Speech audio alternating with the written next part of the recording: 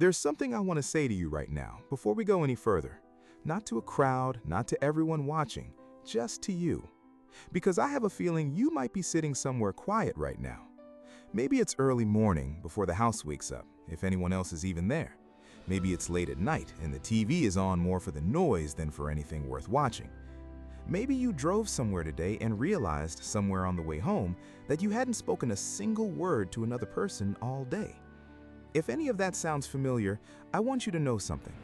You are not strange, you are not weak, and you are not alone in feeling alone. I want to tell you about a woman named Dorothy. Dorothy was 71 years old, living in a house she'd shared with her husband Gerald for 44 years. Gerald passed in the spring of 2019. Their kids were grown, good kids, loving kids, but they had their own lives, their own schedules, their own noise. After Gerald died, Dorothy told her daughter something that her daughter never forgot. She said, "The hardest part isn't the grief I expected. The hardest part is that nobody needs me anymore. Nobody needs me anymore." Think about what a life looks like when you've spent 40, 50, 60 years being needed. Needed as a parent, as a spouse, as a worker, as a neighbor, a friend, a caretaker. You were the one people called. You were the one who showed up. You were the backbone of something, a family, a workplace, a community. And that role gave your days a shape and a purpose that you may not have even noticed until it was gone. And then one day, through retirement, through loss, through the kids moving away, through friends moving on or passing on, that scaffolding comes down, and you're left standing in the middle of a very quiet life, wondering what exactly you're supposed to do now.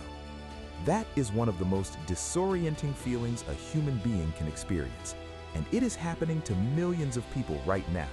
People just like Dorothy, people just like you. Here's something the researchers have found, and I don't say this to frighten you, I say it because I think you deserve the truth. Loneliness, persistent loneliness, is not just painful, it affects your health. It affects your sleep, your blood pressure, your memory, your immune system. Some studies have compared the long-term health effects of loneliness to smoking 15 cigarettes a day. 15 cigarettes a day. Now, I'm not telling you that to pile worry on top of pain. I'm telling you because it means this is serious. It means the ache you feel is not in your head. It is real, it is physical, it is legitimate, and it deserves real attention. Not just to keep yourself busy and a pat on the back. You deserve more than that. So let me ask you something, and I want you to actually think about this, not just let it wash over you. When is the last time you felt genuinely connected to another person? Not just polite conversation at a checkout line, not just a quick text back and forth. I mean a real moment where someone looked at you and you felt, even briefly, like you mattered to them, like you were seen. For some of you, that might have been recent. For others, you might have to reach back further than you'd like. And here is the heartbreaking irony of loneliness. It tends to make itself worse. When we feel isolated, we often pull back. We don't want to be a burden. We don't want to seem needy. We were raised in a generation that valued self-sufficiency, that believed you didn't air your struggles, that you handled what needed handling and you didn't complain. And that value served you well in many ways, but it can also keep you locked in silence when what you need most is to reach out. Dorothy eventually did something small, almost embarrassingly small, she said. She called her local senior center, not to sign up for anything, just to ask what they had going on. The woman on the phone told her about a Thursday morning coffee group. No agenda, no programs, just people sitting around talking. Dorothy almost didn't go. She told herself it would be awkward, that she wouldn't fit in, that people would have their established friendships and she'd just be sitting there like a stranger at a party. She went anyway, and she told her daughter later she didn't make a best friend that first Thursday. It wasn't some movie moment, but she drove home feeling something she hadn't felt in months. She felt like a person again.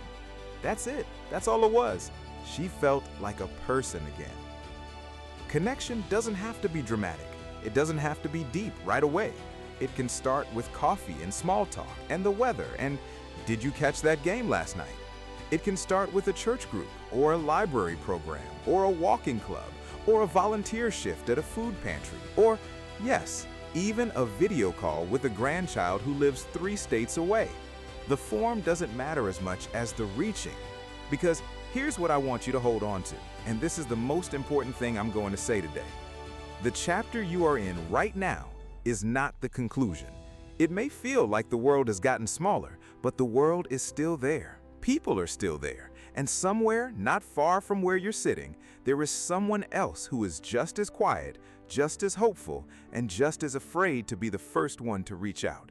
Maybe you could be the first one. Dorothy still goes to that Thursday group. She's been going for 2 years now. She brought a lemon cake once and everyone talked about it for a month.